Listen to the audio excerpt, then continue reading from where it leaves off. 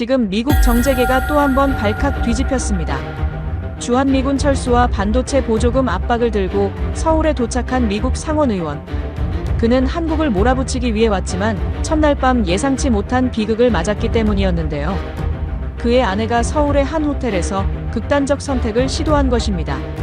사건은 극비에 붙여졌지만 다음 날 밤 더 큰 참사가 벌어졌습니다. 아내가 의식불명 상태로 실려간 병원에서 그는 갑자기 무릎을 꿇고 빌기 시작하는데요. 살려주세요, 제발. 세계 최고라 불리는 한국 의료진은 당혹스러움을 보이며 상황 판단을 하기 시작합니다. 그리고 48시간 이후 미국의 협상 방향은 완전히 바뀌었는데요. 한국은 미국의 영원한 형제국 동반자입니다. 무기도 협박도 없이 미국의 꼬리를 내려버린 그것 과연 무엇이었을까요?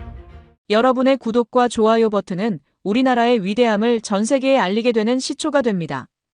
또한 우리나라 의료진을 응원하신다면 세계 최고라고 댓글로 남겨주세요.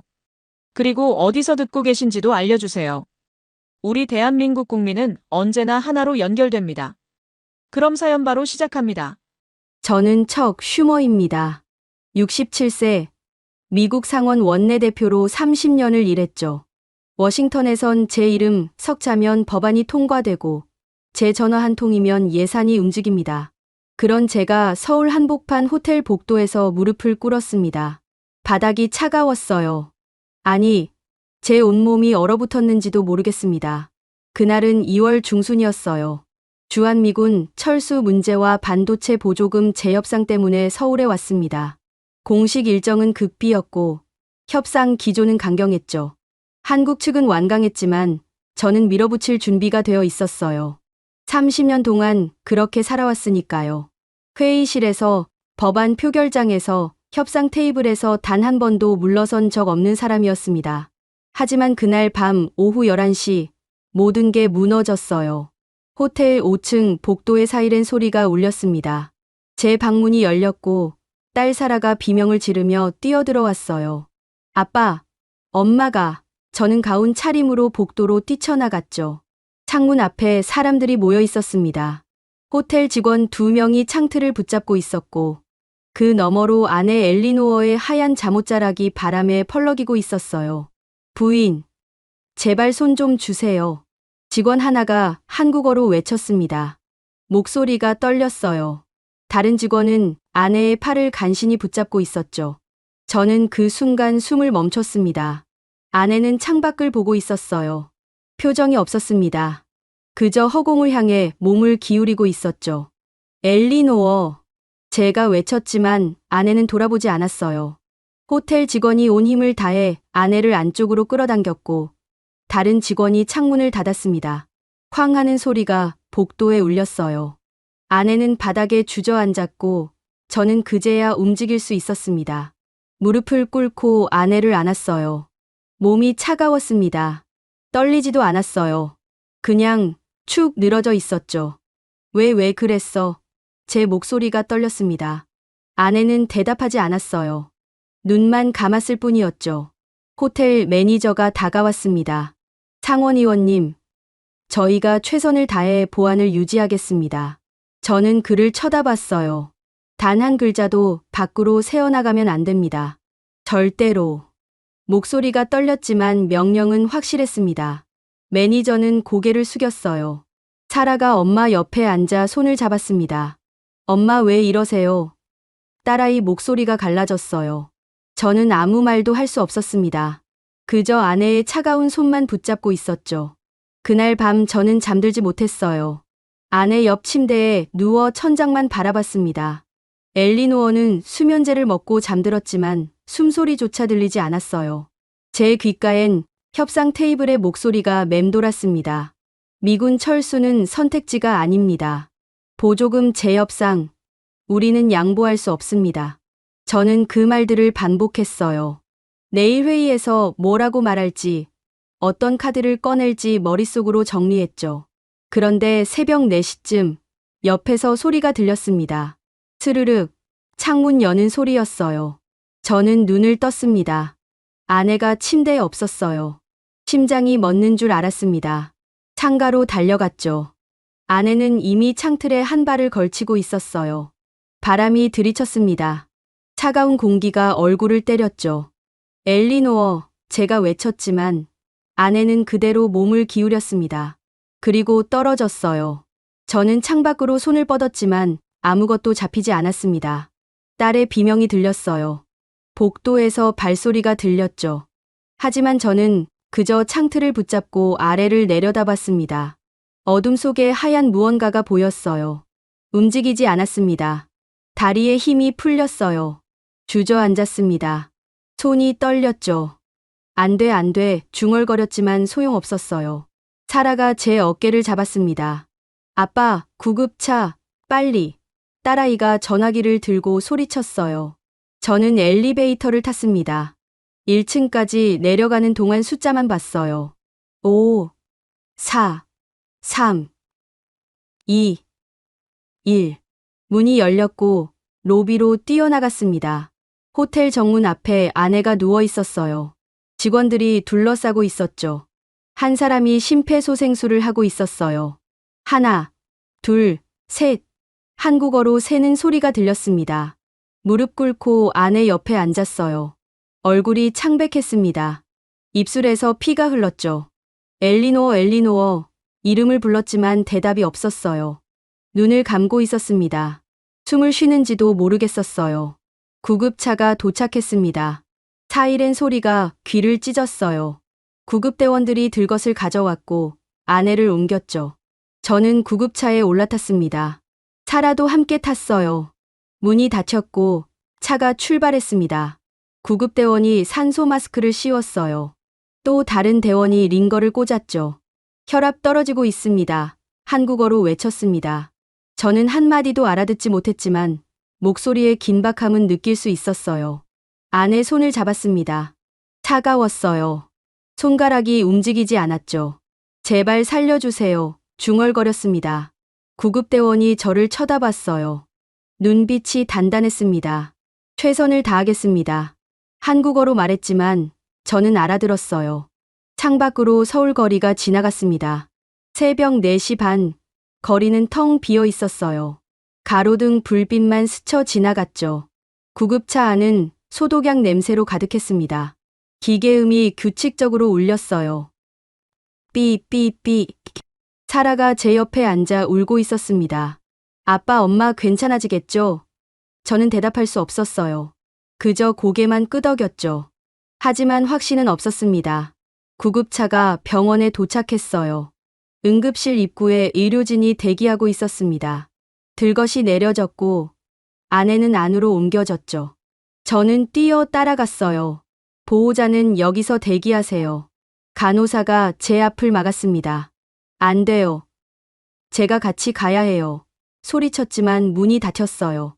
복도에 남겨졌습니다. 사라가 제 팔을 붙잡고 주저앉았어요. 저도 함께 주저앉았죠. 차가운 바닥이 무릎에 닿았습니다. 형광등 불빛이 눈부셨어요. 제발 무슨 일이든 하겠습니다. 제발 살려주세요. 중얼거렸습니다. 누구에게 하는 말인지도 몰랐어요. 신에게, 의사에게, 아니면 제 자신에게? 복도는 조용했습니다. 시계 소리만 똑딱거렸어요. 저는 고개를 들어 천장을 봤습니다. 하얀 타일이 눈에 들어왔죠. 그 위로 형광등이 줄지어 있었어요. 30년 동안 쌓아온 모든 게 무너지는 순간이었습니다. 법안도, 협상도, 권력도 아무 소용 없었어요. 제가 할 수 있는 건 아무것도 없었습니다. 그저 이 차가운 복도에서 기다리는 것뿐이었죠. 수술실 불빛이 꺼진 건 새벽 6시였습니다. 저는 그 2시간 동안 단 한 번도 자리에서 일어나지 못했어요. 플라스틱 의자에 앉아 수술실 문만 바라봤죠. 사라는 제 옆에서 계속 울었습니다. 어깨가 떨렸어요. 저는 딸의 손을 잡아줄 생각조차 못했습니다. 문이 열렸어요. 의사가 나왔습니다. 마스크를 벗으며 저를 봤죠. 생명은 건졌습니다. 한국어였지만 통역사가 옆에서 영어로 전했어요. 저는 그제야 숨을 쉬었습니다. 하지만 의사가 말을 이었어요. 내부 출혈이 심했고 척추 손상도 있습니다. 중환자실로 옮길 겁니다. 언제 깨어날까요? 제가 물었습니다. 목소리가 갈라졌어요. 의사는 잠시 망설이더니 대답했죠. 지금으론 알 수 없습니다. 일단 지켜봐야 합니다. 그리고 돌아섰어요. 수술복 뒷모습이 복도 끝으로 사라졌습니다. 사라가 벌떡 일어났어요. 그게 무슨 말이에요? 엄마가 깨어날지 모른다고요? 목소리가 떨렸습니다. 저는 딸을 붙잡으려 했지만 사라가 제 손을 뿌리쳤어요. 아빠 때문이에요. 소리쳤습니다.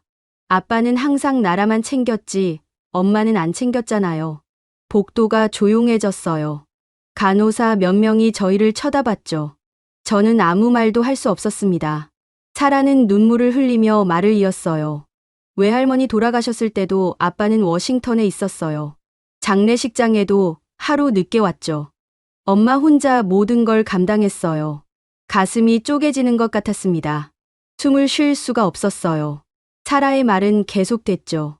외할머니 돌아가시고 나서 엄마는 더 혼자였어요. 아무도 곁에 없었어요. 아빠를 기다렸는데 아빠는 안 왔어요. 사라, 제가 입을 열었지만 말이 나오지 않았어요. 딸은 고개를 저었습니다. 이제 와서 미안하다고 하지 마세요. 너무 늦었어요. 그리고 돌아서서 복도 끝으로 걸어갔어요. 저는 그 뒷모습만 바라봤습니다. 혼자 남았어요. 복도는 여전히 조용했습니다. 형광등 불빛만 희미하게 깜빡였죠. 저는 다시 의자에 앉았어요. 손을 떨었습니다.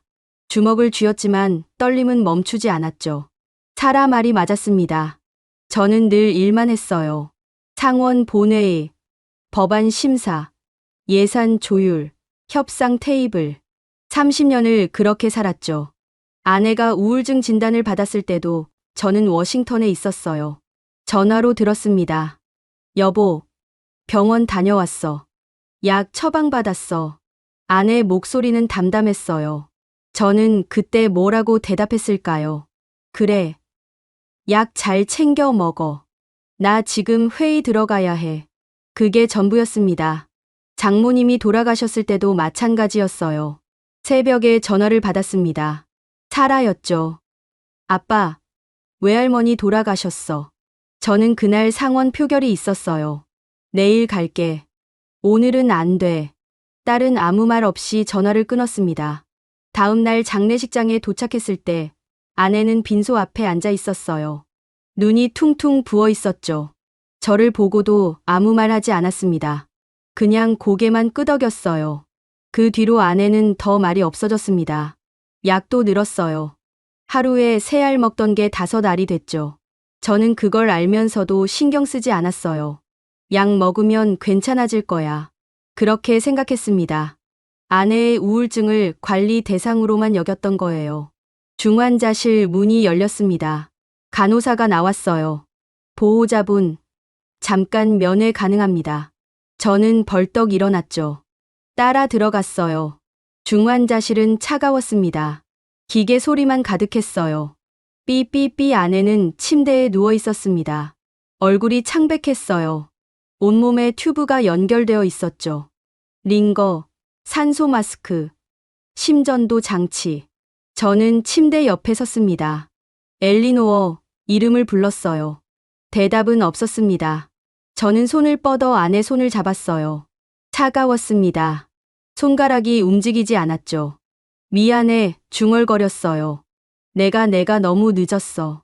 목소리가 떨렸습니다. 눈물이 났어요. 30년 동안 흘리지 않았던 눈물이었죠. 내가 힘들어할 때 난 회의실에 있었어. 내가 혼자 울 때 난 법안 읽고 있었어. 아내는 여전히 눈을 감고 있었어요. 기계음만 규칙적으로 울렸죠. 저는 고개를 숙였습니다. 너한테 잘해주고 싶었어. 근데 방법을 몰랐어. 그냥 일하는 게 익숙했어. 그게 내가 할 수 있는 전부라고 생각했어. 간호사가 들어왔어요. 보호자님, 시간 다 됐습니다. 저는 고개를 끄덕였죠. 아내 손을 놓았어요. 문을 나서며 뒤돌아봤습니다. 아내는 그대로 누워 있었어요. 기계음만 들렸죠. 복도로 나왔습니다. 사라가 창가에 서 있었어요. 밖을 보고 있었죠. 저는 다가갔습니다. 사라. 딸은 돌아보지 않았어요. 엄마 봤어요? 물었습니다. 저는 고개를 끄덕였죠. 깨어나지 않았어. 사라가 한숨을 쉬었어요. 엄마가 얼마나 외로웠을지 아세요? 목소리가 가라앉았습니다. 아빠는 모를 거예요. 엄마는 매일 아빠 기다렸어요. 저녁 차려놓고 소파에 앉아서 문 쳐다보고. 근데 아빠는 밤 11시에 들어왔죠. 그것도 일주일에 한두 번. 말문이 막혔어요. 사라는 창밖을 바라보며 말을 이었습니다. 외할머니 돌아가시고 나서 엄마는 더 무너졌어요. 약도 안 듣고 잠도 안 자고. 그런데 아빠는 모르잖아요. 집에 없었으니까. 미안하다. 겨우 말했어요. 사라가 저를 쳐다봤습니다. 눈이 빨갛게 충혈되어 있었어요. 미안하다고 엄마가 깨어나요? 미안하다고 지난 30년이 바뀌어요? 대답할 수 없었습니다. 사라는 다시 창밖을 봤어요. 저는 그 옆에 서서 함께 밖을 바라봤죠. 서울 아침, 거리가 보였어요. 차들이 지나가고 사람들이 걸었습니다. 세상은 계속 돌아가고 있었어요. 하지만 제 세상은 멈춰 있었습니다. 주머니에서 휴대전화가 울렸어요. 워싱턴에서 온 문자였죠. 협상 일정 확인 요청. 저는 화면을 끄고 주머니에 다시 넣었습니다. 지금은 아무것도 중요하지 않았어요. 전화벨이 울린 건 오전 9시였습니다. 워싱턴 DC에서 걸려온 거였어요. 저는 중환자실 복도 구석에 앉아 있었죠. 화면에 이름이 떴습니다. 제임스 로버츠, 상원 다수당 원내 총무였어요. 저는 전화를 받지 않았습니다. 그냥 꺼버렸죠. 5분 뒤 다시 울렸어요. 이번엔 국무부였습니다. 또 끊었죠. 10분 뒤엔 백악관에서 걸려왔어요. 저는 전화기를 주머니에 넣고 눈을 감았습니다. 하지만 진동은 멈추지 않았어요. 결국 받았습니다. 슈머. 목소리가 나왔어요. 로버츠였죠. 대체 무슨 일이야? 협상은 왜 지연되는 거야? 차갑게 물었습니다. 저는 대답하지 않았어요. 척. 들리는 거 알아. 대답해. 개인적인 일이 생겼어. 겨우 말했습니다. 로버츠가 비웃었어요. 개인적인 일? 지금 주한미군 철수 문제가 걸려 있는데 반도체 보조금 재협상이 국익에 직결된 사안인데. 알아. 저는 짧게 대답했죠. 로버츠 목소리가 높아졌어요. 그럼 왜 협상장에 안 나타나는 거야? 한국 측은 내가 약점 잡혔다는 소문 흘리고 있어. 이게 무슨 꼴이야? 가슴이 답답했어요. 지금은 할 수 없어. 로버츠가 한숨을 쉬었습니다. 척. 정신 차려. 넌 미국 상원 원내대표야. 개인 사정으로 흔들리면 안 돼. 전화를 끊었어요. 손이 떨렸습니다. 주머니에 넣으려는데 또 울렸죠. 이번엔 받지 않았어요. 그냥 전원을 껐습니다. 사라가 복도 끝에서 걸어왔어요. 손에 커피 2잔을 들고 있었죠. 제 옆에 앉아 하나를 건넸습니다. 드세요. 저는 받았어요. 뜨거웠습니다. 손의 온기가 전해졌죠. 워싱턴에서 전화 왔죠? 사라가 물었어요. 저는 고개를 끄덕였습니다. 뭐래요? 딸이 다시 물었죠. 저는 커피를 한 모금 마셨어요. 돌아오래. 협상하래. 사라가 웃었어요. 비웃음이었습니다. 역시 그러겠죠. 아빠 주변 사람들은 다 그래요. 일만 중요하지. 사람은 안 중요해요. 저는 아무 말하지 못했어요. 딸 말이 맞았으니까요. 전에 외할머니 장례식 때도 그랬잖아요. 사라가 말했습니다. 아빠 보좌관들이 전화하더라고요. 빨리 돌아오라고. 표결 있다고. 아빠는 장례식도 제대로 안 치르고 공항으로 갔죠. 저는 커피잔을 내려놓았어요. 미안해. 또 그 말밖에 할 수 없었죠. 사라가 한숨을 쉬었습니다. 미안하다는 말은 이제 지겹네요. 중환자실 문이 열렸어요. 간호사가 고개를 내밀었죠. 보호자님, 잠시 들어오세요. 저는 일어났습니다. 사라도 따라왔어요. 아내는 여전히 눈을 감고 있었어요. 하지만 손가락이 약간 움직였습니다. 간호사가 말했죠. 조금씩 반응이 있어요. 좋은 신호예요. 통역사가 옆에서 전했어요. 저는 침대 옆에 앉았습니다. 아내 손을 잡았어요. 이번엔 조금 따뜻했죠. 엘리노어, 나야, 들려? 속삭였어요. 아내의 눈꺼풀이 미세하게 떨렸습니다. 저는 숨을 멈췄어요. 하지만 눈은 뜨지 않았어요. 다시 고요해졌죠. 저는 고개를 숙였습니다. 사라가 반대편에 앉아 엄마 다른 손을 잡았어요. 엄마, 우리 여기 있어요. 깨어나세요. 간호사가 차트를 확인했습니다.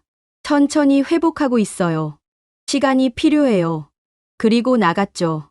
저희 둘만 남았어요. 주머니에서 진동이 느껴졌어요. 전화기를 켰더니 문자가 23통 와 있었습니다. 워싱턴에서, 국무부에서, 보좌진에서 다 같은 내용이었어요. 협상 일정 재조율 필요. 한국 측 압박 심화. 즉각 회신 바람.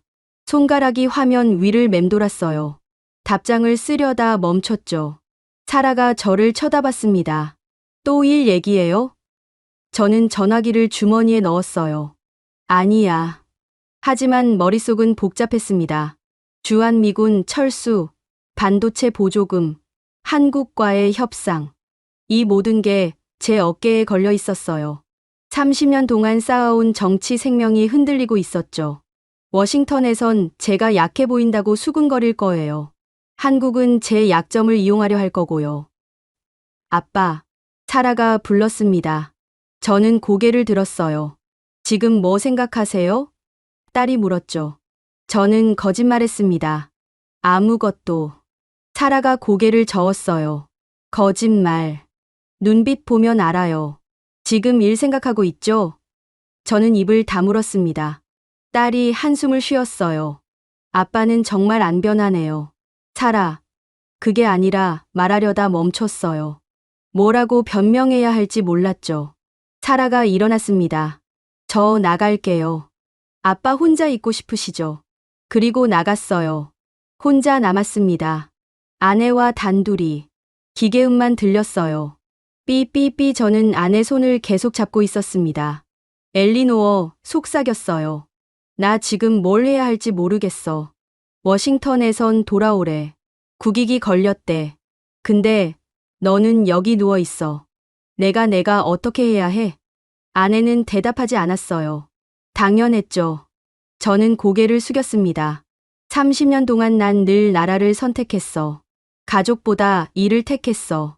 그게 옳다고 믿었어. 근데 지금은 모르겠어. 전화기가 또 울렸어요. 이번엔 로버츠가 아니었습니다. 백악관 비서실장이었죠. 저는 받았어요. 슈머 의원. 목소리가 나왔습니다. 척. 상황 파악했어. 비서실장이 말했죠. 개인적으로 안 됐다고 생각해. 하지만 지금은 개인 감정 접어야 해. 국익이 먼저야. 알아. 저는 짧게 대답했어요. 비서실장이 계속했습니다. 한국 측이 내 약점을 알고 있어. 지금 흔들리면 협상 다 무너져. 주한미군 철수 문제, 반도체 보조금 재협상. 다 내 손에 달렸어. 지금은 안 돼. 제가 말했죠. 비서실장 목소리가 차갑게 식었어요. 척. 정신 차려. 넌 미국을 대표하는 사람이야. 가족 문제로 국익을 저버리면 안 돼. 전화를 끊었어요. 손이 떨렸습니다. 아내를 봤죠. 여전히 눈을 감고 있었어요. 저는 주먹을 쥐었습니다. 국익과 가족 사이에서 갈라지고 있었어요. 30년 동안은 선택이 명확했습니다. 국익이 먼저였죠. 하지만 지금은 아니었어요. 아내가 눈앞에 누워 있는데 어떻게 떠날 수 있겠어요? 문이 열렸어요. 보좌관 하나가 들어왔습니다. 의원님. 조심스럽게 불렀죠. 워싱턴에서 연락 왔습니다. 이틀 내로 협상 재개 안 하면 다른 사람으로 교체한답니다. 저는 그를 쳐다봤어요. 나가. 목소리가 낮게 깔렸죠. 보좌관이 당황했어요. 하지만 의원님, 나가라고 소리쳤습니다. 보좌관이 황급히 나갔어요. 혼자 남았어요. 아내 손을 꽉 쥐었습니다. 미안해, 정말 미안해 중얼거렸죠. 눈물이 났어요. 30년 동안 쌓아온 모든 게 무너지고 있었습니다. 하지만 이번엔 놓치고 싶지 않았어요. 아내를 사흘째 되던 날 의사가 저를 불렀습니다. 상담실이었어요. 책상 너머로 앉았죠. 의사는 차트를 펼쳐 보이며 말했습니다. 외상 자체는 수술로 안정됐습니다. 척추 손상도 생각보다 심하지 않았고요. 통역사가 옆에서 전했어요. 저는 안도했습니다. 숨을 쉬었죠. 그럼 괜찮아지는 거죠? 물었어요. 의사가 고개를 저었습니다. 몸은 회복될 겁니다. 하지만 문제는 따로 있어요. 가슴이 철렁했어요. 무슨 문제요? 의사가 잠시 망설이더니 말했죠. 부인께서 심각한 우울증을 앓고 계십니다. 투시는 자살 시도였고 제 시도 위험이 매우 높아요. 말문이 막혔어요. 의사는 계속했습니다. 몸은 살렸지만 마음은 아직 벼랑 끝에 있어요. 지금 필요한 건 신체 치료만이 아닙니다. 정신과 치료, 심리 상담, 그리고 무엇보다 가족의 지지가 필요해요. 저는 고개를 숙였습니다. 손을 떨었어요. 의사가 덧붙였죠. 보호자님, 부인이 왜 이런 선택을 했는지 생각해 보셨나요? 저는 대답하지 못했습니다. 목이 메었거든요. 우울증 환자는 혼자가 아니라는 걸 느껴야 합니다. 누군가 곁에 있다는 것, 자신을 이해해 준다는 것. 그게 회복의 시작이에요. 의사가 말했어요. 저는 고개를 끄덕였죠. 알겠습니다. 상담실을 나왔어요. 복도를 걸었죠. 발걸음이 무거웠습니다. 중환자실로 향했어요. 문 앞에서 멈춰 섰죠. 유리창 너머로 아내가 보였습니다. 여전히 눈을 감고 있었어요. 안으로 들어갔어요. 침대 옆에 앉았죠. 아내 손을 잡았습니다. 이번엔 조금 더 따뜻했어요. 엘리노어, 이름을 불렀습니다. 그때 아내의 눈꺼풀이 떨렸어요. 천천히 눈을 떴죠. 초점이 흐렸습니다. 천장을 바라봤어요. 저는 숨을 멈췄습니다. 여보, 속삭였죠. 아내가 고개를 돌렸어요. 저를 봤습니다. 표정이 없었어요. 그냥 바라만 봤죠. 저는 손을 꽉 쥐었습니다. 깨어났구나. 정말 다행이야. 아내 입술이 움직였어요. 소리는 나오지 않았죠. 저는 귀를 가까이 댔습니다. 왜? 희미한 목소리였어요. 왜 살렸어? 가슴이 무너졌습니다. 손이 떨렸어요. 무슨 소리야? 당연히 살려야지. 아내가 눈을 감았습니다. 눈물이 흘렀어요. 뺨을 타고 베개로 스며들었죠. 엘리노어, 제가 말했어요. 미안해, 정말 미안해. 아내는 대답하지 않았습니다. 그냥 울고 있었어요. 소리 없이. 저도 울었어요. 30년 만에 처음으로 누군가 앞에서 울었습니다. 눈물이 멈추지 않았어요. 아내 손을 놓지 않았죠. 미안해, 내가 너무 늦었어. 너무 늦게 알았어. 간호사가 들어왔어요. 보호자님, 부인이 안정을 취해야 해요. 저는 고개를 끄덕였습니다. 아내 손을 천천히 놓았어요. 일어섰죠. 문으로 걸어가다가 뒤돌아봤어요. 아내는 창밖을 보고 있었습니다. 눈물이 계속 흘렀어요. 저는 문을 나섰죠. 복도에 사라가 앉아 있었어요. 고개를 들었습니다. 엄마 깨어났어요? 저는 고개를 끄덕였죠. 방금 눈 떴어. 사라가 벌떡 일어났어요. 들어가도 돼요? 저는 간호사를 봤습니다. 간호사가 고개를 끄덕였죠. 사라가 중환자실로 들어갔어요. 저는 밖에서 지켜봤습니다. 딸이 엄마 옆에 앉았어요. 손을 잡았죠. 입을 움직였지만 소리는 들리지 않았어요. 아내가 딸을 봤습니다. 손을 들어 딸 얼굴을 만졌어요. 사라가 울기 시작했죠. 저는 고개를 돌렸습니다. 창밖을 봤어요. 서울 하늘이 보였죠. 구름이 천천히 흘러갔습니다. 저는 주머니에서 전화기를 꺼냈어요. 꺼져 있었죠. 켰습니다. 부재중 전화가 57통이었어요. 문자는 43통. 다 읽지 않았습니다. 그냥 화면을 내렸죠. 가장 최근 문자가 보였어요. 로버츠였습니다. 마지막 경고다. 내일까지 협상장 복귀 안 하면 교체 수순 들어간다. 손가락이 떨렸어요. 답장을 쓰려다 멈췄죠. 중환자실을 다시 봤습니다. 사라가 엄마를 안고 있었어요. 둘 다 울고 있었죠. 전화기를 주머니에 넣었어요. 창가로 걸어갔습니다. 서울 거리가 내려다 보였어요. 차들이 지나가고 사람들이 걸었죠. 평범한 하루였습니다. 하지만 제겐 아니었어요. 의사 말이 맴돌았어요. 부인이 왜 이런 선택을 했는지 생각해 보셨나요? 저는 알고 있었습니다. 제 때문이었죠. 30년 동안 아내를 혼자 두었어요. 일만 쫓아다녔죠. 가족은 뒷전이었습니다. 장모님 장례식 때도, 아내가 우울증 진단받았을 때도, 약이 늘어갈 때도, 저는 늘 워싱턴에 있었어요. 회의실에, 협상장에, 본회의장에. 아내 곁엔 없었죠. 그리고 지금 여기 서울 한복판 병원에서 아내는 다시 살아났어요. 몸은, 하지만 마음은 아직 죽고 싶어 했습니다. 그게 제일 무서웠어요. 중환자실 문이 열렸어요. 사라가 나왔습니다. 눈이 빨갛게 부어 있었죠. 제 앞에 섰어요. 아빠. 목소리가 떨렸습니다. 엄마가 저한테 말했어요. 뭐라고? 저는 물었죠. 사라가 눈물을 닦았어요. 살고 싶지 않대요. 너무 외로웠대요. 아무도 자기를 안 찾았대요. 가슴이 찢어지는 것 같았어요. 사라가 계속했습니다. 아빠, 엄마 살리고 싶으면 이제 진짜 곁에 있어줘야 해요.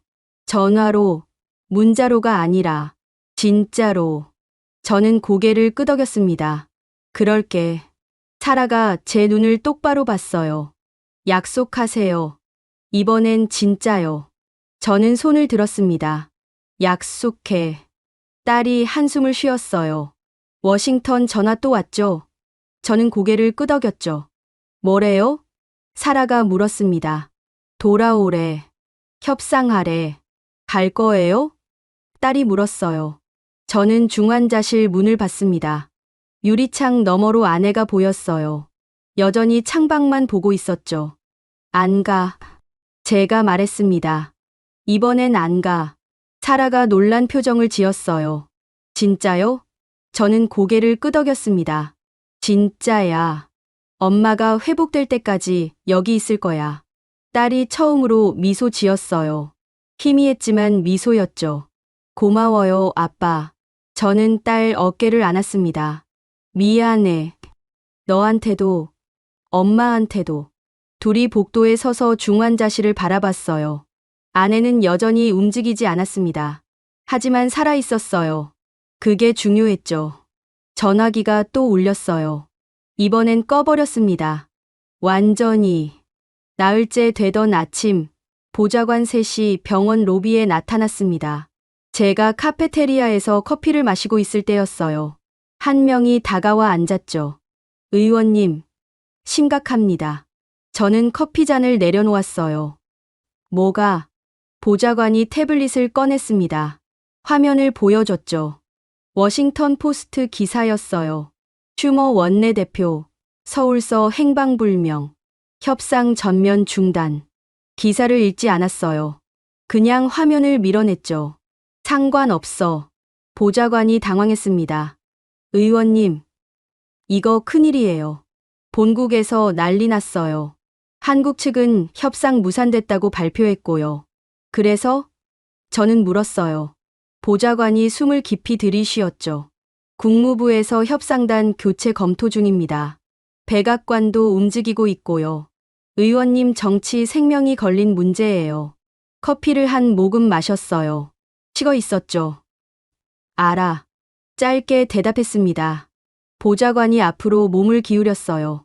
그럼 왜 안 움직이시는 겁니까? 지금 협상장 가셔야 해요. 못 가. 제가 말했죠. 보좌관 얼굴이 굳었어요. 의원님, 아내가 중환자실에 누워 있어. 어떻게 가? 목소리가 높아졌습니다. 보좌관이 조심스럽게 말했어요. 사모님 상태가 안정됐다고 들었습니다. 이제 협상에 집중하셔도 닥쳐, 소리쳤죠. 카페테리아 사람들이 저를 쳐다봤어요. 저는 신경 쓰지 않았습니다. 보좌관이 물러났어요. 죄송합니다. 저는 일어났습니다. 너희 워싱턴 돌아가. 난 여기 남는다. 그리고 카페테리아를 나왔죠. 복도를 걸었어요. 중환자실로 향했습니다. 주머니에서 전화기가 울렸죠. 꺼내 봤어요. 로버츠였습니다. 받지 않았어요. 계속 울렸죠. 끊어버렸습니다. 엘리베이터를 탔어요. 5층으로 올라갔죠. 문이 열렸을 때 사라가 서 있었습니다. 아빠, 보좌관들 왔어요? 저는 고개를 끄덕였어요. 돌려보냈어. 사라가 안도한 표정을 지었죠. 다행이에요. 함께 중환자실로 걸어갔어요. 문 앞에서 간호사를 만났습니다. 오늘 부인 상태 많이 좋아졌어요. 말도 조금 하셨고요. 정말요? 제가 물었죠. 간호사가 미소 지었어요. 네. 천천히 회복하고 계세요. 그리고 지나갔습니다. 안으로 들어갔어요. 아내는 침대에 반쯤 앉아 있었습니다. 창밖을 보고 있었죠. 저를 보고는 시선을 돌렸어요. 왔어. 목소리가 작았습니다. 침대 옆에 앉았어요. 기분 어때? 물었죠. 아내가 어깨를 으쓱했습니다. 몰라. 저는 손을 뻗어 아내 손을 잡았어요. 이번엔 거부하지 않았습니다. 엘리노어, 입을 열었어요. 나한테 할 말 있어? 아내가 저를 봤습니다. 눈빛이 공허했어요. 없어. 저는 고개를 저었죠. 아니야. 있을 거야. 말해줘. 아내가 한숨을 쉬었어요. 당신은 항상 바빴어. 천천히 말했습니다. 회의, 표결, 협상. 나한텐 시간 없었지. 저는 아무 말하지 못했어요. 아내가 계속했죠. 외할머니 돌아가셨을 때 당신 어디 있었어? 워싱턴, 겨우 대답했습니다. 아내가 웃었어요. 쓴 웃음이었죠. 맞아. 워싱턴. 항상 워싱턴. 나는 혼자 장례 준비했어. 사라랑 둘이서. 당신은 하루 늦게 왔지. 가슴이 아팠어요. 아내는 창밖을 다시 봤습니다. 그 뒤로 더 외로웠어. 엄마 없으니까 정말 혼자더라. 당신한테 말했어. 힘들다고. 근데 당신 뭐라고 했어? 미안해. 저는 중얼거렸어요. 아내가 고개를 저었습니다. 약 먹으라고 했잖아. 괜찮아질 거라고. 그게 다였어. 눈물이 났어요. 참으려 했지만 흘렀죠. 아내가 저를 봤습니다. 울지 마. 이제 와서 우는 거 소용없어. 차가운 목소리였어요. 엘리노어. 진짜 미안해. 제가 말했죠. 나 너무 늦게 깨달았어. 너한테 잘못했어. 30년 동안 너 혼자 두고 나만 살았어. 아내가 손을 빼려 했어요. 저는 놓지 않았습니다. 제발 한 번만 더 기회 줘. 이번엔 달라질게. 진짜로. 아내가 웃었어요. 여전히 쓴 웃음이었죠. 달라진다고? 당신 워싱턴 가면 또 똑같아질 거야. 일만 하고, 나한텐 전화 한 통이고. 안 가. 제가 말했습니다. 아내가 눈을 크게 떴어요. 뭐? 워싱턴 안 가. 너 회복될 때까지 여기 있을 거야. 아내가 믿을 수 없다는 표정을 지었어요. 협상은, 주한미군 철수는, 반도체 보조금은, 저는 고개를 저었죠. 다 필요 없어. 지금은 너만 중요해. 아내 눈에 눈물이 고였어요. 거짓말 목소리가 떨렸습니다. 저는 아내 손을 두 손으로 감쌌어요. 거짓말 아니야. 이번엔 진짜야. 그때 문이 열렸어요. 보좌관이 다시 나타났습니다. 의원님, 긴급 전화입니다. 백악관에서요. 저는 돌아보지도 않았어요. 나중에. 하지만 의원님, 대통령 비서실장이 나중에라니까 소리쳤습니다. 보좌관이 물러났어요. 문이 닫혔죠. 아내가 저를 봤어요. 가봐야 하는 거 아니야? 저는 고개를 저었습니다. 아니야. 여기 있을 거야. 아내 눈에서 눈물이 흘렀어요. 처음으로 제 손을 꽉 잡았습니다. 척, 제 이름을 불렀어요. 30년 만에 처음으로 제대로 된 목소리로. 응. 저는 대답했죠. 아내가 울기 시작했어요. 소리 내서. 저는 일어나 아내를 안았습니다. 미안해, 정말 미안해. 계속 중얼거렸어요. 아내는 제 셔츠를 붙잡고 울었죠. 얼마나 울었는지 몰라요. 시간이 멈춘 것 같았습니다. 간호사가 들어왔다 조용히 나갔어요. 사라도 문 앞에 서 있다가 돌아갔죠. 저희 둘만 남았습니다. 아내가 진정됐을 때 저는 얼굴을 들어봤어요. 눈이 빨갛게 부어 있었죠. 엘리노어. 불렀습니다. 응. 아내가 대답했어요. 나 정말 변할게. 워싱턴 돌아가도 달라질 거야. 매일 전화할게. 주말엔 꼭 집에 갈게. 너랑 시간 보낼게. 아내가 고개를 저었어요. 약속 못 지킬 거 알아. 이번엔 다를 거야. 제가 말했죠. 왜? 아내가 물었습니다. 저는 아내의 눈을 똑바로 봤어요. 너 잃을 뻔했으니까. 그게 얼마나 무서운지 이제 알았으니까.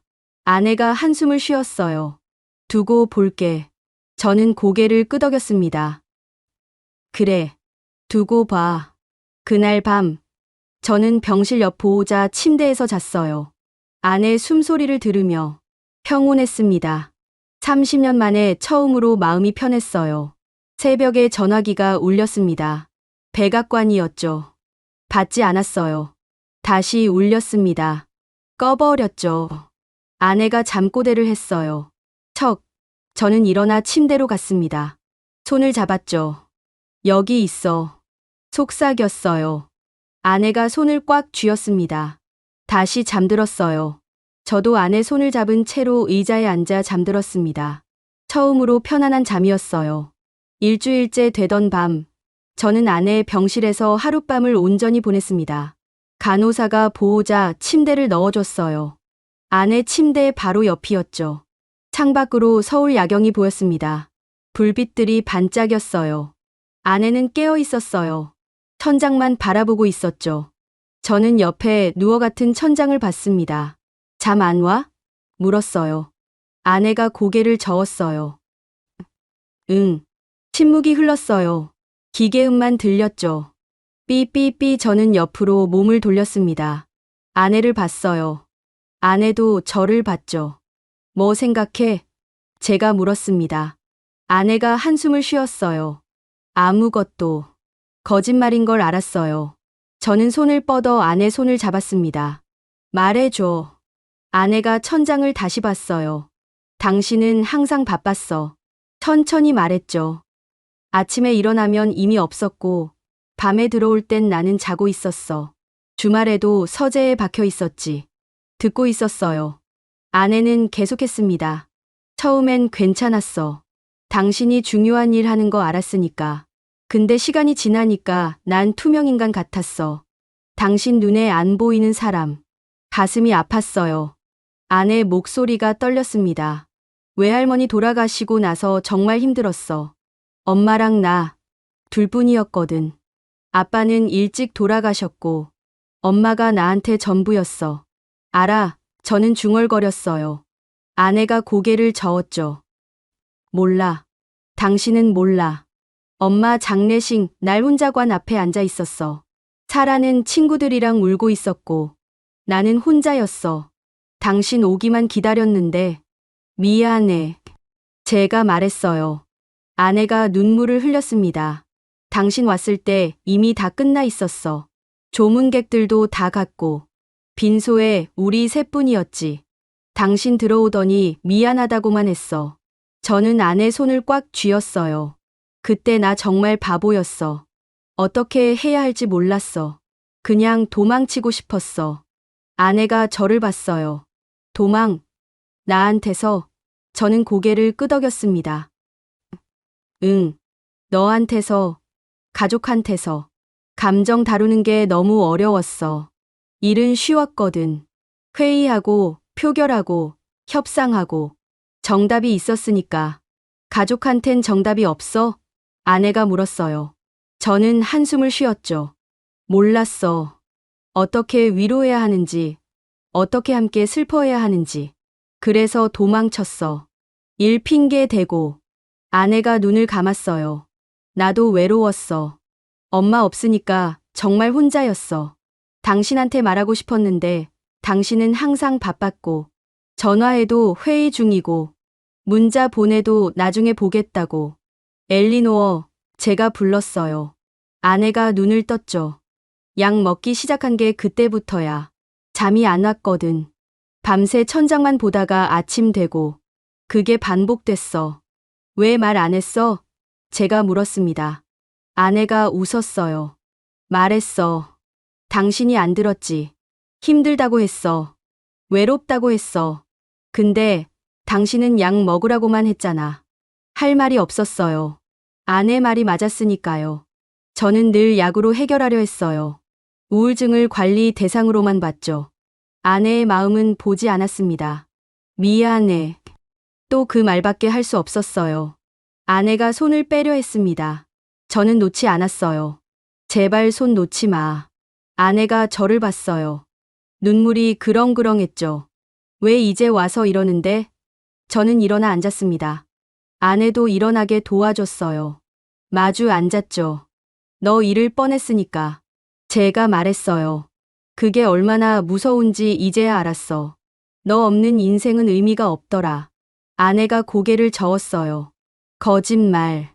당신한텐 일이 있잖아. 상원, 법안, 협상. 그게 당신 인생이었어. 아니야. 저는 단호하게 말했죠. 그건 도망이었어. 진짜 인생은 너였어. 사라였어. 가족이었어. 근데 난 그걸 몰랐어. 아니, 알면서도 외면했어. 아내 눈에서 눈물이 흘렀어요. 척, 제 이름을 불렀습니다. 저도 울었어요. 엘리노어, 나 늘 나라를 핑계로 도망쳤어. 가족한테 어떻게 해야 할지 몰랐으니까. 감정 표현하는 게 어려웠으니까. 아내가 제 손을 잡았어요. 이번엔 먼저, 지금은? 물었죠. 저는 아내 손을 두 손으로 감쌌습니다. 지금은 두려워. 널 잃을까봐. 살아도 잃을까봐. 이 기회도 놓칠까봐. 아내가 울기 시작했어요. 저도 함께 울었죠. 두 사람이 병실에서 소리 없이 울었습니다. 얼마나 울었는지 몰라요.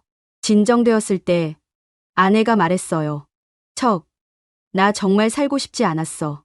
뛰어내릴 때 무서웠지만 동시에 편안했어. 드디어 끝난다고 생각했거든. 숨이 막혔어요. 엘리노어, 아내가 제 얼굴을 만졌습니다. 근데 지금은 조금 다른 것 같아. 당신이 여기 있으니까. 진짜로 나 보고 있으니까. 계속 볼 거야. 제가 말했어요. 워싱턴 가도, 어디 가도. 매일 너 볼 거야. 전화할 거고, 영상통화할 거고. 주말엔 꼭 집 갈 거야. 아내가 한숨을 쉬었어요. 얼마나 갈까? 저는 아내의 눈을 봤습니다. 평생, 남은 인생 동안. 아내가 처음으로 웃었어요. 진짜 웃음이었습니다. 약속. 저는 고개를 끄덕였죠. 약속. 아내가 제 품에 안겼어요. 저는 꽉 안았습니다. 다시는 놓지 않을게. 속삭였어요. 아내가 고개를 끄덕였죠. 응. 그렇게 한참을 안고 있었어요. 창밖으로 서울밤이 깊어갔습니다. 불빛들이 하나둘 꺼졌죠. 병실은 어두워졌어요. 하지만 따뜻했습니다. 아내가 다시 누웠어요. 저도 옆 침대에 누웠죠. 손은 계속 잡고 있었습니다. 척. 아내가 불렀어요. 응. 저는 대답했죠. 고마워. 여기 있어줘서. 저는 아내 손을 꽉 쥐었습니다. 당연한 거야. 내가 있어야 할 곳이 여기야. 아내가 잠들었어요. 숨소리가 규칙적이었죠. 저는 잠들지 않고 아내를 봤습니다. 얼굴이 평온했어요. 30년 만에 처음 보는 표정이었죠. 그날 밤, 저는 처음으로 제대로 된 남편이 되었습니다. 너무 늦었지만, 그래도 다행이었어요. 아직 기회가 있었으니까. 열흘째 되던 날, 의사가 좋은 소식을 전했습니다. 부인 상태가 많이 호전됐어요. 자살 충동도 현저히 줄었고요. 상담실에 앉아 차트를 보며 말했죠. 저는 안도의 한숨을 쉬었어요. 언제쯤 퇴원할 수 있을까요? 물었습니다. 의사가 고개를 갸우뚱했어요. 신체적으론 일주일 내로 가능해요. 하지만 정신적 회복은 더 필요합니다. 퇴원 후에도 정기적인 상담 필수고요. 물론이죠. 저는 고개를 끄덕였어요. 의사가 미소 지었습니다. 보호자분이 많이 도와주신 것 같아요. 부인 표정이 처음 오셨을 때랑 완전히 달라졌어요. 가슴이 따뜻해졌어요. 제가 해야 할 일이었습니다. 의사가 서류를 정리하며 말했죠. 한국 의료 시스템의 장점이 바로 이거예요. 몸만 치료하는 게 아니라 마음도 함께 봅니다. 느꼈습니다. 저는 솔직하게 말했어요. 미국이었으면 아내는 수술 후 바로 퇴원했을 거예요. 심리 상담도 따로 예약해야 하고. 여긴 다르더라고요. 의사가 고개를 끄덕였어요. 우린 환자를 사람으로 봅니다. 질병만 보는 게 아니라요. 그리고 일어섰죠. 부인께 잘 전해주세요. 많이 회복하셨다고. 상담실을 나왔어요. 복도를 걸으며 생각했습니다. 열흘 동안 이 병원에서 본 것들이 떠올랐죠.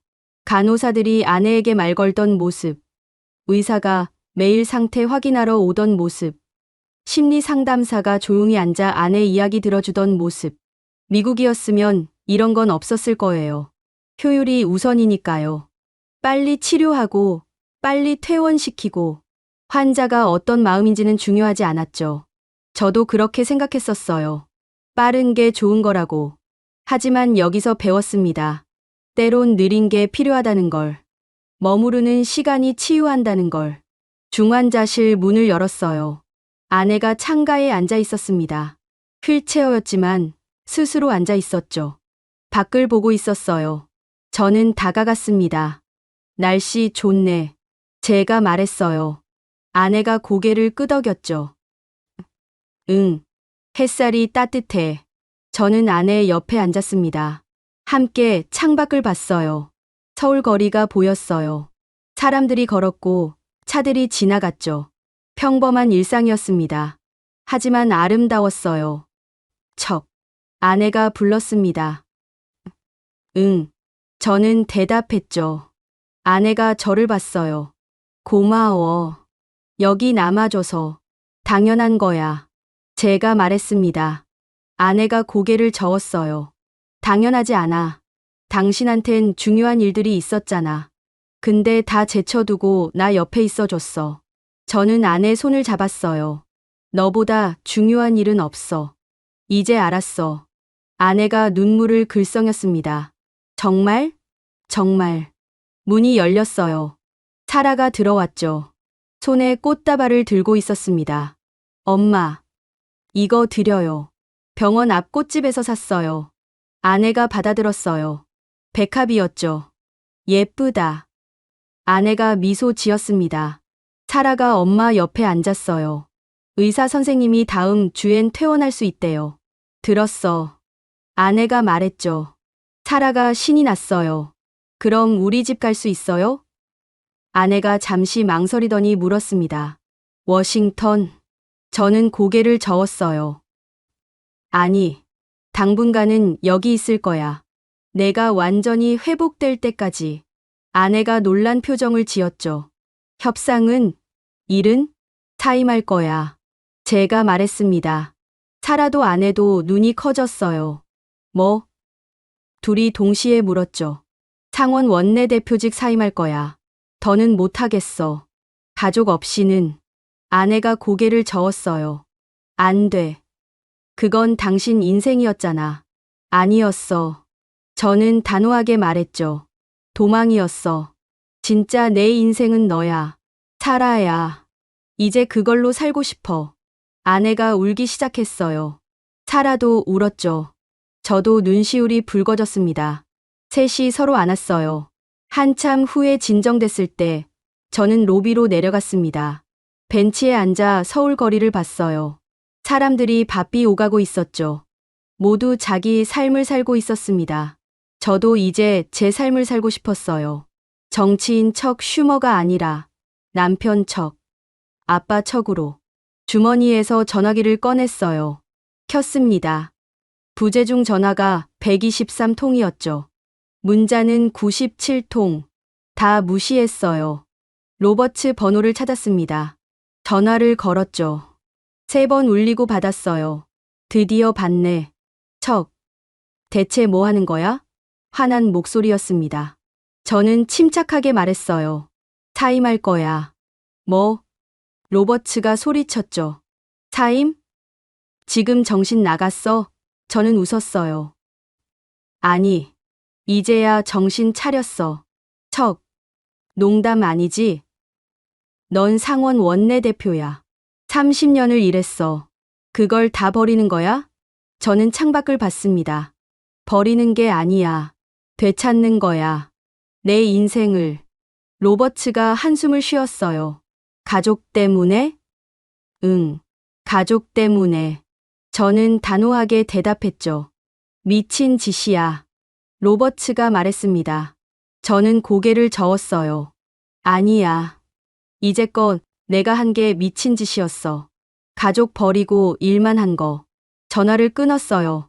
다시 걸려왔지만 받지 않았습니다. 꺼버렸죠. 로비를 걸었어요. 카페테리아로 갔습니다. 커피 2잔을 샀죠. 하나는 아내 거였어요. 엘리베이터를 탔습니다. 5층에 도착했을 때 간호사가 웃으며 인사했어요. 보호자님, 부인 많이 밝아지셨어요. 저는 미소 지었습니다. 감사합니다. 선생님들 덕분이에요. 간호사가 고개를 저었어요. 아니에요. 보호자님이 함께 계셔서예요. 그게 제일 큰 약이거든요. 중환자실로 돌아갔어요. 아내는 여전히 창가에 앉아 있었습니다. 커피를 건넸죠. 따뜻할 때 마셔.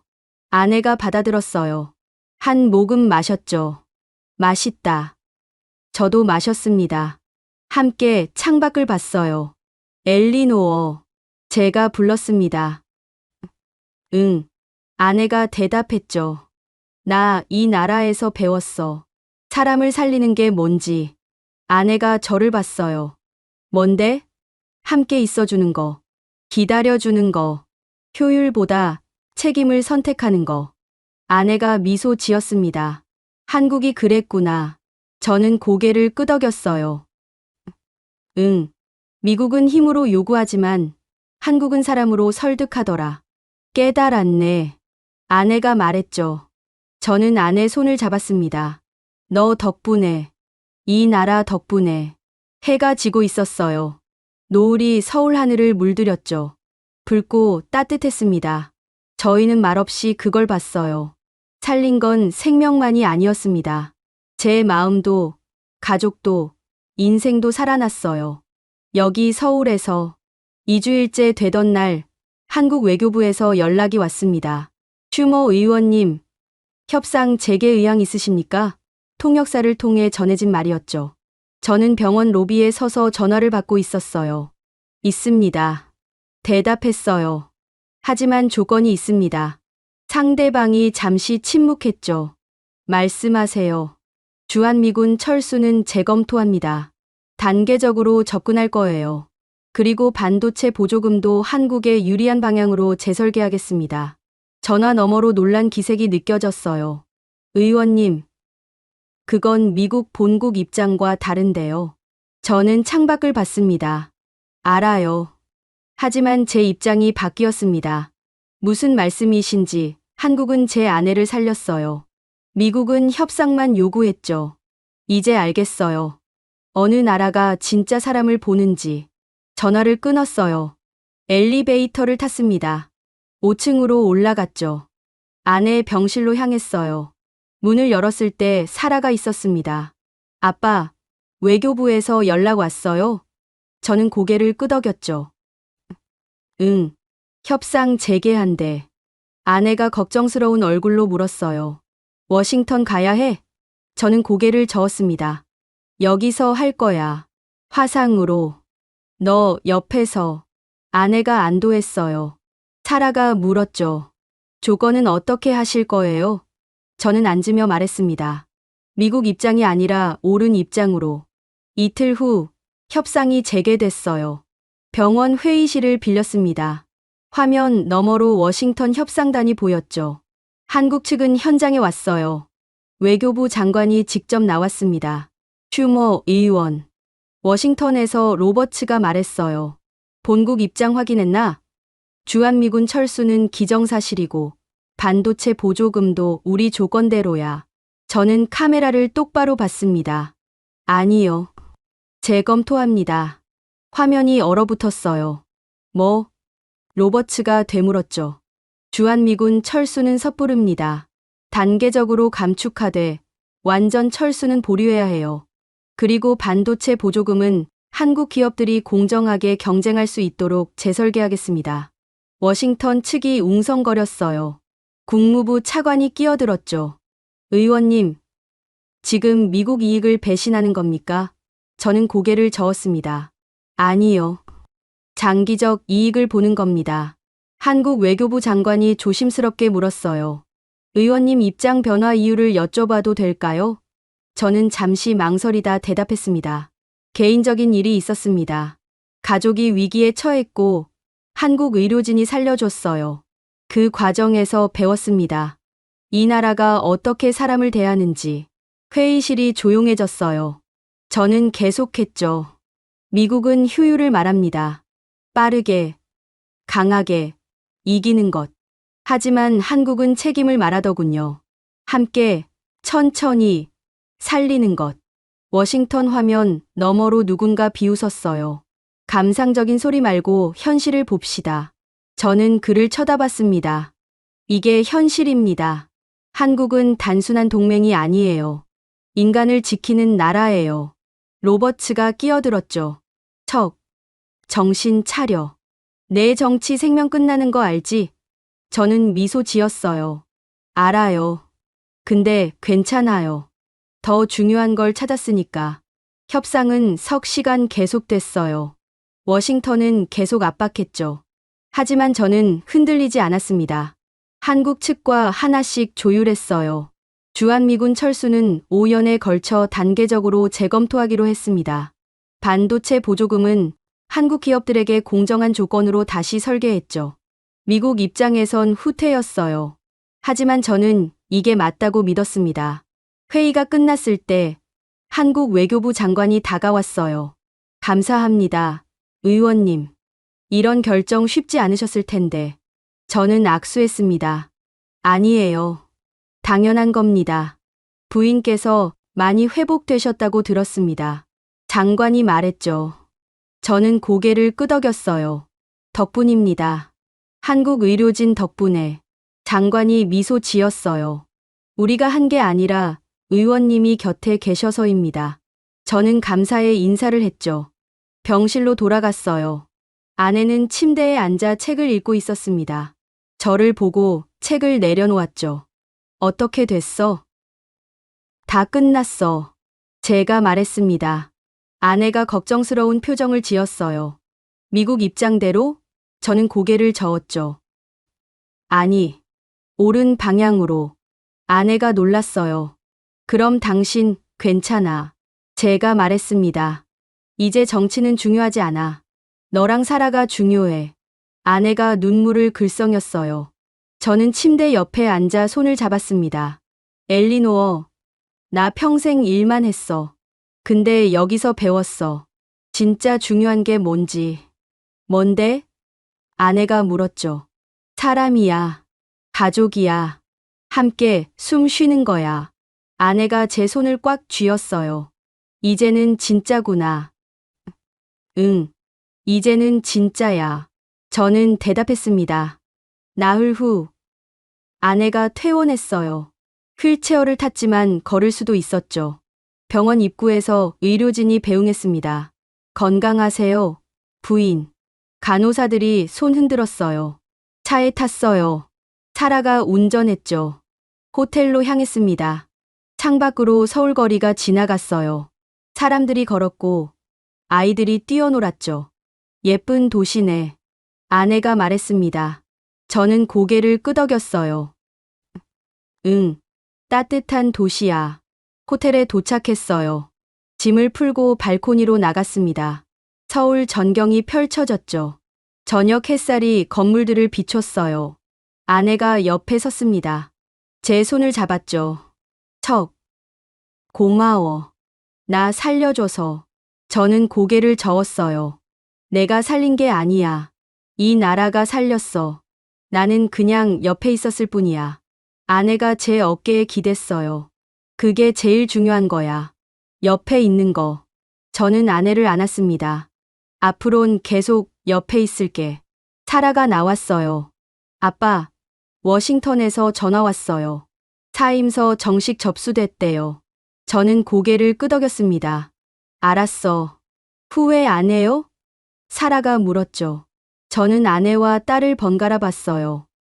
전혀. 이게 제일 잘한 결정이야. 그날 밤, 셋이 함께 저녁을 먹었어요. 호텔 식당이 아니라 밖으로 나갔죠. 작은 한식당이었습니다. 따뜻한 국물이 나왔어요. 아내가 한 숟가락 떠서 먹었죠. 맛있다. 저도 먹었어요. 정말 맛있었습니다. 단순한 음식이었지만 정성이 느껴졌어요. 사라가 말했죠. 한국 음식은 따뜻해요. 마음까지. 식사를 마치고 호텔로 돌아왔어요. 아내는 일찍 잠들었습니다. 저는 발코니에 나가 서울 밤을 봤어요. 불빛들이 반짝였죠. 전화기를 꺼냈어요. 켰습니다. 메시지가 하나 와 있었어요. 로버츠였죠. 내 결정 존중해. 가족 잘 챙겨. 미소가 지어졌어요. 답장을 보냈습니다. 고마워. 너도 가족 챙겨. 그리고 전화기를 껐어요. 하늘을 올려다봤습니다. 별이 보였어요. 서울 하늘에도 별이 뜨는구나. 처음 알았습니다. 여러분은 언제 한국이 따뜻하다고 느끼셨나요? 혼잣말처럼 중얼거렸어요. 저는 알았습니다. 제 아내를 살린 순간, 제 가족을 되찾게 해준 순간, 한국은 협박 없이, 총성 없이, 그저 사람을 살려서 저를 설득했어요. 진짜 국력은 군사도, 돈도 아니었습니다. 책임지는 시스템이었죠. 사람을 지키는 마음이었어요. 저는 발코니에 서서 서울을 바라봤습니다. 이 도시가, 이 나라가 제게 가르쳐준 것들을 평생 잊지 않을 거예요. 무릎 꿇었던 제국은 이제 일어섰습니다. 하지만 예전과는 다른 사람으로. 이 이야기가 마음에 닿으셨다면 여러분의 생각을 들려주세요. 한국에서 경험한 따뜻함, 혹은 가족과 함께한 소중한 순간, 댓글로 나눠주시면 감사하겠습니다.